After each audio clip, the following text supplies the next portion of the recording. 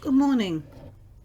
Hang on, I've got to check the date. It's August 15th on a bright and sunshiny Monday morning here in Perth. Isn't it glorious to see a little bit of sunshine?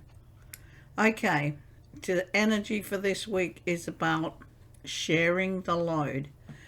So many of us take everything we have to do and think we have to do it all ourselves. Well, by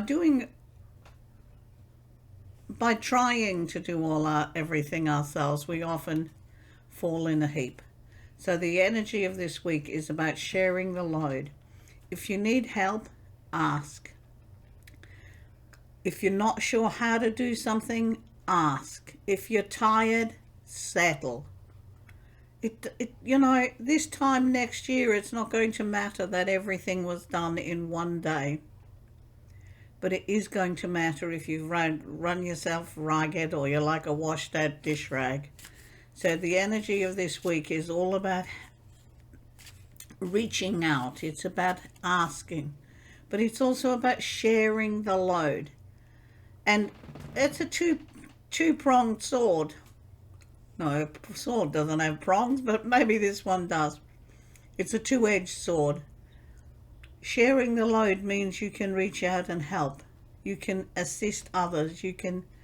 It's not only about asking for help, it's about being open to assist, to be there when you need it. And sometimes being there means as simple as being able to listen, to really listen, and to have a chat. Now, the cards I've chosen today begins with the Queen of Swords. And this is about power. And sharing the load is about power. Sometimes we think we can do it all and we hold our power to ourselves. And we think we're giving away our power if we ask for help. When in actual fact, asking for help is about sharing. It's about expanding that power. It takes strength and courage to ask. And it takes compassion and understanding to give. So your two ends are the same coin here. So it's like walk in your power. But also when it's time, sit in your power. Sometimes we forget to sit with what we've got and give it time to develop, to unfold, to become what it needs to be. Okay, let's have a look. Well, bless my soul. The Ace of Cups. I love this card. And at this time where we're at right now, everything may feel like it's on overflow. The good, the bad, and the indifferent. It literally could be on overflow. What it's showing you is, although there are a few clouds in the background and things have been and maybe still a little difficult for a while, that there's hope, that there's clearness, there's understanding. There's a pot of gold at the end of that rainbow. That pot of gold may not contain finances. It may contain love, compassion, understanding, acceptance, sharing, releasing. But it's like knowing what your pot of gold is.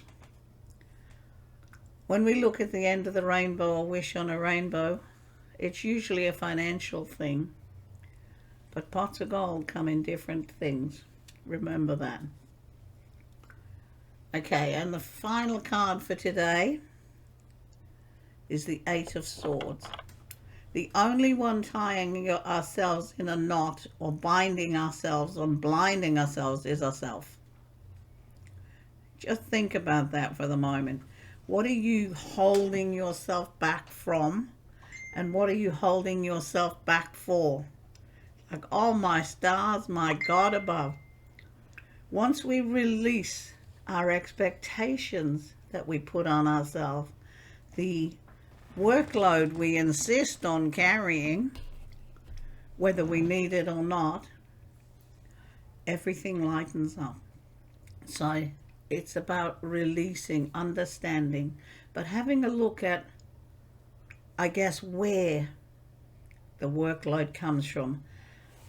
Is it from outside or is it from inside? What are your expectations? And if you release those expectations a little bit, what would happen?